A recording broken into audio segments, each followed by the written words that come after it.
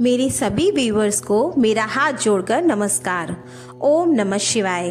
तो आज हम एक ऐसी कहानी सुनेंगे जिसमें महादेव एक साधारण आदमी को राजा बना देते हैं।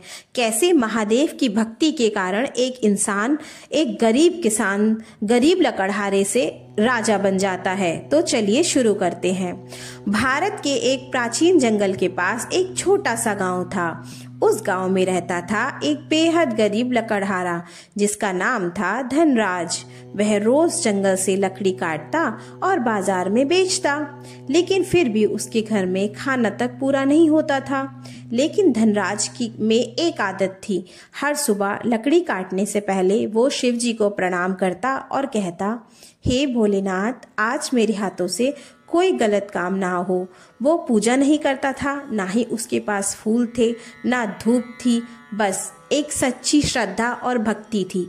महादेव से प्रार्थना करने के लिए दिल से निकली एक मासूम प्रार्थना थी। एक दिन कुछ अलग हुआ।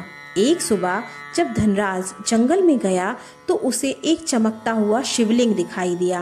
पहले तो वह डर गया, फिर श्रद्धा से हाथ जोड़कर बोला, भगवान, मैं तो साधारण इंसान हूँ, मेरे पास आपको चढ़ाने लायक कुछ भी नहीं।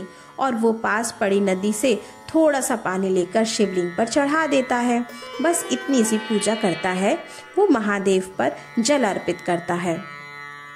उसी रात गांव में भयंकर तूफान आया। पेड़ गिर गए, खेत बर्बाद हो गए। कई लोग डर के मारे कांप रहे थे। लेकिन आश्चर्य की बात, वो जगह जहां धनराज ने शिवलिंग देखा था वहां एक भी पत्ता नहीं हिला। सुबह जब गांव के लोग वहां पहुंचे तो वो दृश्य देखकर उनके पैरों के नीचे से जमीन खिसक गई।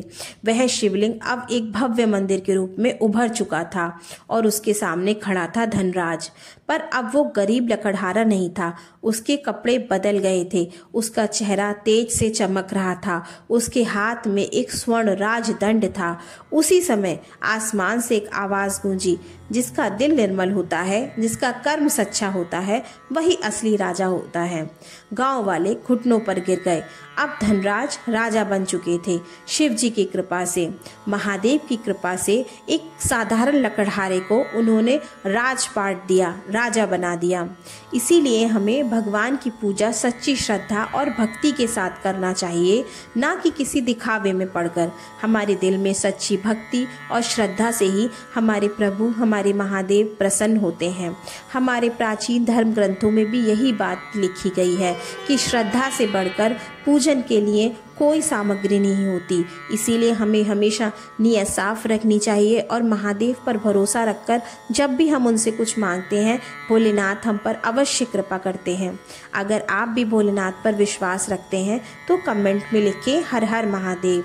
और ऐसी ही दिव्य कथाएं सुनने के लिए हमारे चैनल को सब्सक्राइब करें। अगर हमारी ये कथा आपको अच्छी लगी हो तो हमारे इस वीडियो को लाइक कीजिए। इसी तरह की अन्य कहानियों को लेकर मैं आपके साथ मिलूंगी कल को। तब तक के लिए ओम नमः शिवाय।